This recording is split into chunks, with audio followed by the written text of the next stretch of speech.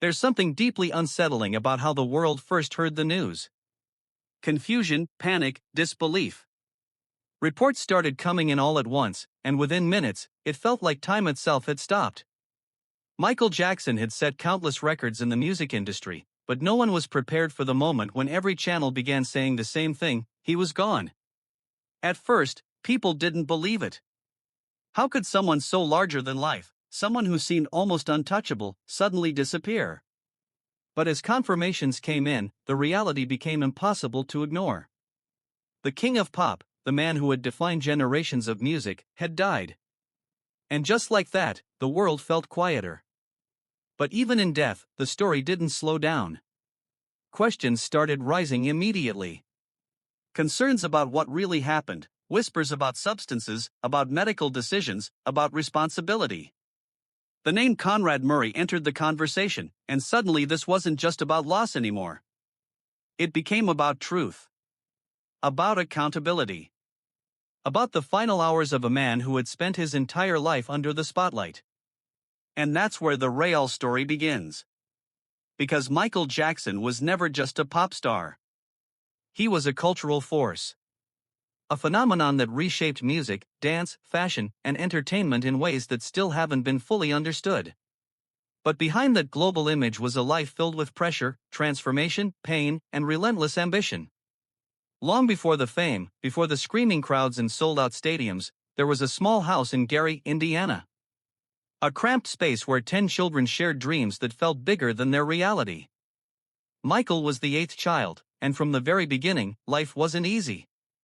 His father, Joe Jackson, was strict. Not just disciplined, intense. He believed in perfection, and anything less wasn't acceptable. Rehearsals weren't optional. Mistakes weren't tolerated. And fear became part of the environment Michael grew up in. Years later, Michael would openly talk about it. The anxiety. The pressure. The constant feeling that love had to be earned through performance. But at the same time, that environment created something powerful. It built discipline. It built resilience. And it forced talent to rise, no matter the cost. By the time he was 5, Michael was already performing with his brothers. What started as a small family act slowly turned into something much bigger. Eventually, they became the Jackson 5, and everything changed. Local performances turned into major opportunities. And in 1967, when they won a competition at the Apollo Theater, it wasn't just a victory, it was a breakthrough. That moment caught the attention of Motown Records, and soon after, they were signed.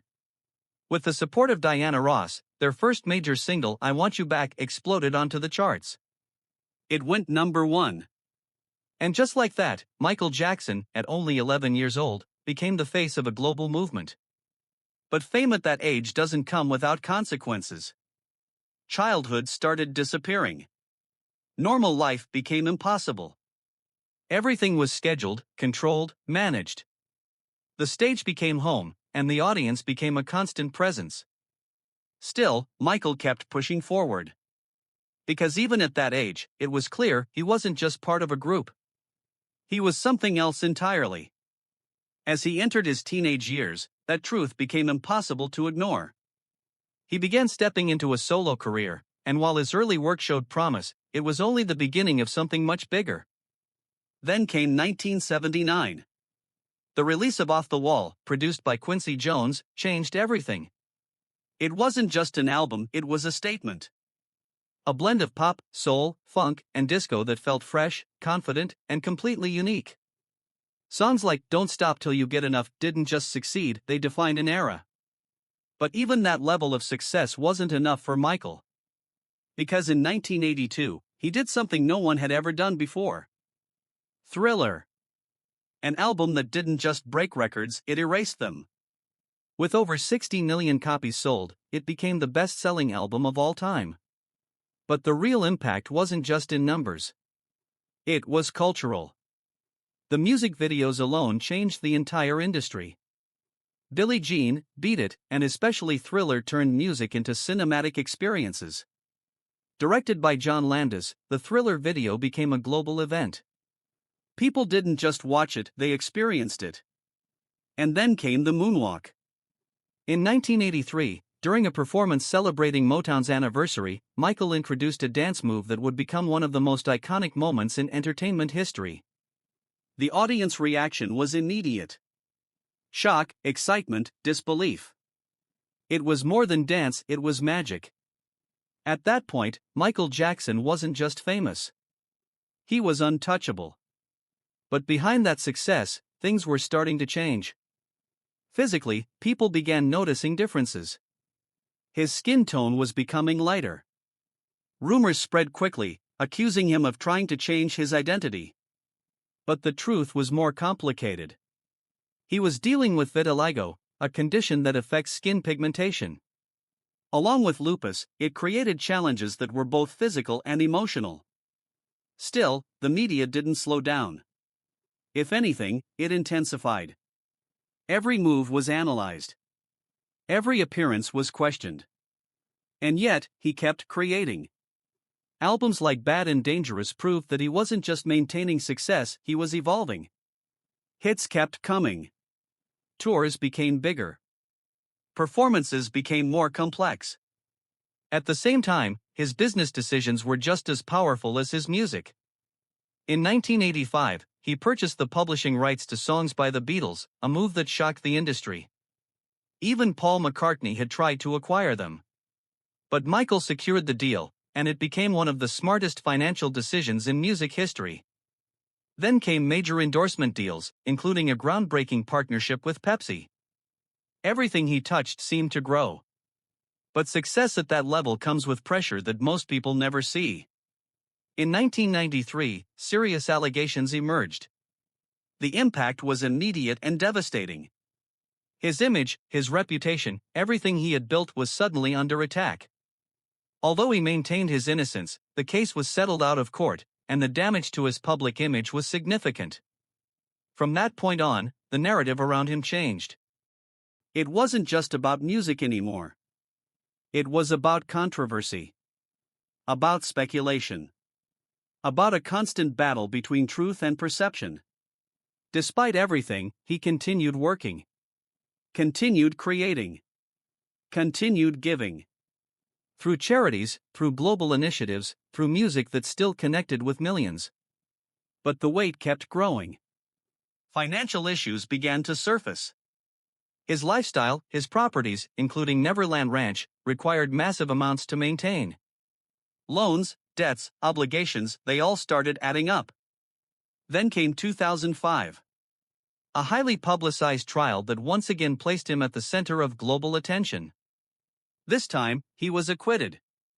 But the emotional toll was undeniable. He stepped back after that. The public appearances became rare. The energy that once filled arenas started to feel distant. Until 2009. This is it. A comeback that was supposed to remind the world who he was. 50 shows in London.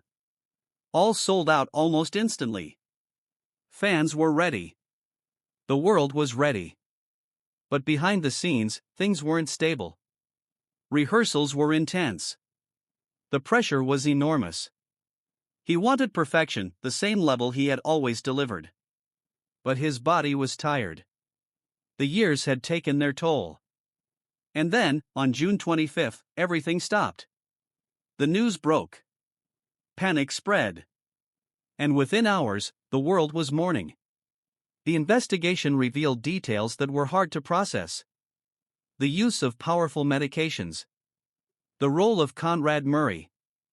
Decisions that should have been different. It wasn't just tragic. It was complicated. Even after his death, the story didn't end. His music returned to the top of the charts. Documentaries were released. Footage from rehearsals showed glimpses of what could have been. And then, something else began to grow. Mystery.